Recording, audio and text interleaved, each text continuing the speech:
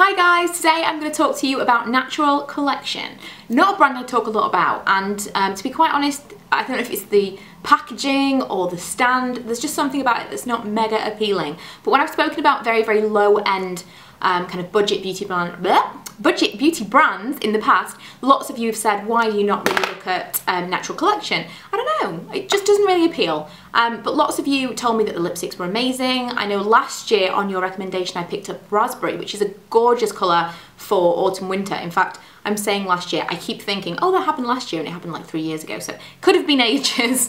But I've had that for a while, and then more recently, in the last couple of months, I picked up some more neutral / pinky shades for the spring summer that I really liked. So I thought I would go through the collection that I have. It's kind of modest, but the collection that I have, I've got some pictures to put up throughout the video of me wearing them and close-up lip swatches and all that jazz. And then I'll give you kind of an overview of what I think about the line. Now these are the ones that I have, like I say, not tons and tons.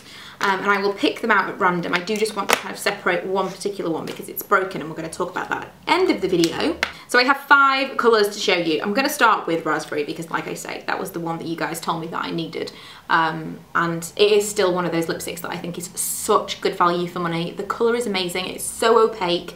And it's a very nice neutral colour. That's kind of what you're going to get from this brand. Everything is very natural. You're not going to find any insane pinks, or they do nice lip glosses and things, but they're all quite sheer, and you're not going to find anything that's going to be like way too over the top colour wise. If you like something to kind of experiment with, or you like kind of brights or just a little bit more of something, then you're probably not gonna like this brand. But for everyday stuff, your neutrals, your natural collection, that is kind of what it is. So this is a really nice one of the brighter colours, but like I say, it's still on the neutral, natural side.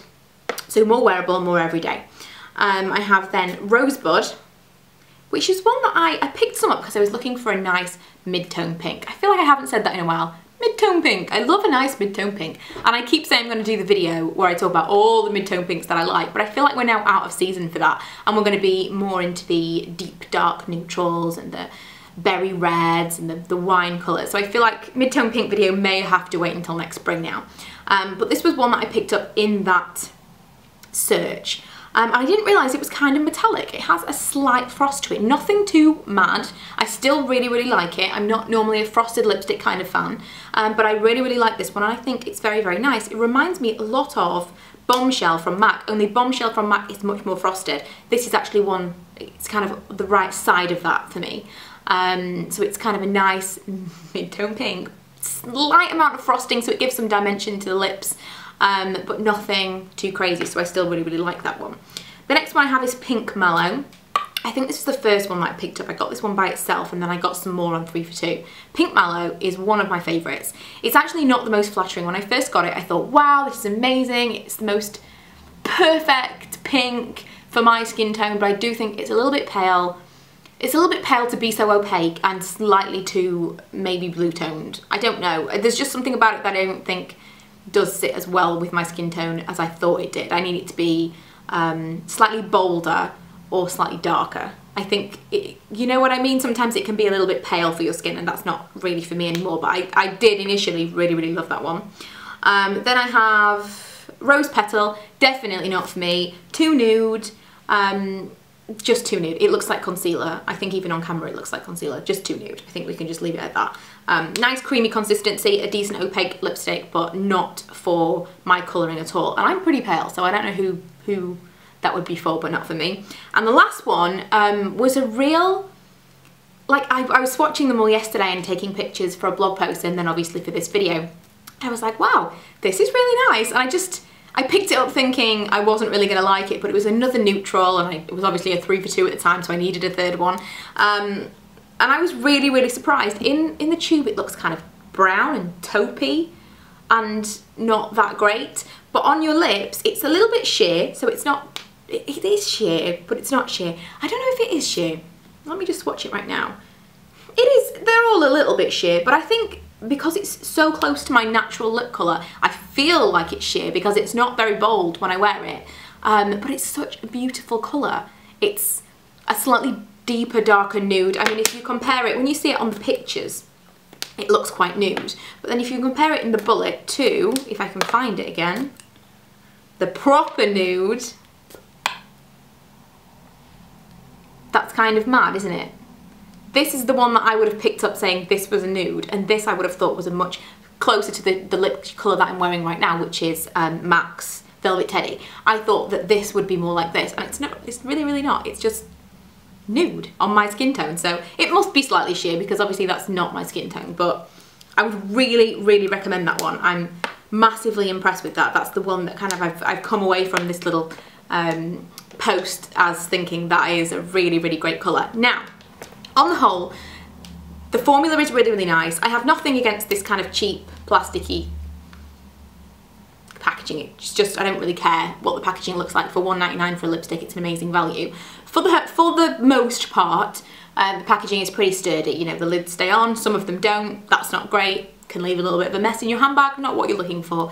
So the packaging could be a little bit better. But the main thing that I hate about it is, and I must admit this has only happened with 2 lipsticks, and they are both of exactly the same shade. So I don't know if it was a bad batch. Bearing in mind that I bought them at opposite ends of the country, I can't imagine that they were brought out in one batch, but they could have been. Or if just this shade, I don't know. Some people have mentioned in other videos when I've talked about it, some people have commented that this has happened to them before. But this lipstick snapped completely. I'll see if I zoom in. Should I zoom in? Here we go. This lipstick snapped completely, and I wasn't being like heavy-handed with it. I'll have many lipsticks. None of them have had this happen before. So this snapped completely, and I was trying to use it. This was Pink Mallow, which, as I said, was the one that I absolutely loved at first. And if I can find the other Pink Mallow, it's happening with this one as well. You can see it's obviously been rubbing it against the side, and if I do this, it's not in the packaging properly. It's like, you see that little layer around there? I think the lipstick needs to be further in there. It needs to be more sturdy, more solidly in the packaging. It's so annoying because on the whole, these lipsticks are brilliant and the packaging isn't that bad. They're $1.99, but if they break, then they become twice as expensive, and then you look at slightly higher end budget products like, say, maybe not Maybelline, that's slightly out of the price range, but like Barry M, Collection 2000, slightly kind of up on the price range, and it's really, really annoying because it just lets a brand down that does so well for so little. And had I not tried those 2 lipsticks, I would be absolutely raving about them now, telling you had to try them, they're just amazing, but I'm so gentle with them and I don't reach for them as much as I should because I'm worried that they're gonna snap. And so I'll pick it up and be like, I feel like I need to use a lip brush with it or something, just so that it doesn't break. But that doesn't really serve the same purpose as a regular lipstick to me. I know I'm not going to use it with a lip brush. People have said, oh, put it into a pot and then you'll still use it, but I won't use it. I know I won't. It needs to come in a tube, otherwise I'm never going to use it. Maybe I'd put it on in the morning, but I'm never going to take it with me to touch up, because who's going to get a lip brush out in the middle of the day to retouch their lipsticks up? They're just not. So it's really annoying that that little flaw has let down an overall really, really great product from a very, very cheap brand. And I wouldn't not recommend the brand because of it, but I would definitely warn you that that can happen. Some people will have that never have happened to them before. Like I say, this is 2 of 6 lipsticks it's happened to. So if I'd only bought the 4, I would be like, oh, that's never happened to me. But I know that it's happened to other people as well. So just a warning, on the whole, great brand, great product. I would recommend it, but maybe be slightly more gentle than you would with your average lipsticks. Because it is definitely a bit of a fault, and hopefully it will be fixed. But yeah, hopefully this was a useful video for those of you that were thinking about purchasing these lipsticks but weren't sure. The colours are really, really good. I think that the formula is amazing. Some of them, even the very, very paler colours, which are difficult even for high-end brands, even the paler colours are very, very opaque. None of them were really anything that I would be like, oh, that's not so great. And I find with a brand that's so cheap, often it is a bit inconsistent and it's a bit hit and miss. Sometimes you're like, oh, these ones are great, but these ones are rubbish. So I was really, really impressed with this. It's just a bit of a letdown that some of them broke. But yeah, I hope you enjoyed this, and if you want me to do any kind of more brand focused videos like this in the future, let me know. But I will see you guys in my next one. Bye!